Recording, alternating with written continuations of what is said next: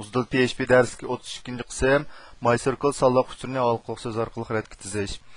MyCircle sonliq uchurini orqali so'z orqali radga tizish uchun order by orqali so'z jumlasini ishlatamiz. Tövəllash reti bo'yicha tizish uchun mana bu disk orqali so'zni qo'shamiz.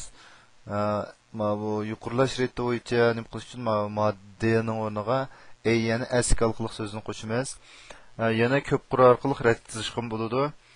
Buniki grammatikasiga qaraydigan bo'lsak, bu yerdagi mana bu uchur jadvaldagi a'zoning nomi, andan keyin mana bu uchur jadvalining nomi, bu yerdagi order by tartib bo'yicha, ya'ni nimaning tartib bo'yicha ko'rsatadi degandek mana nom keldi.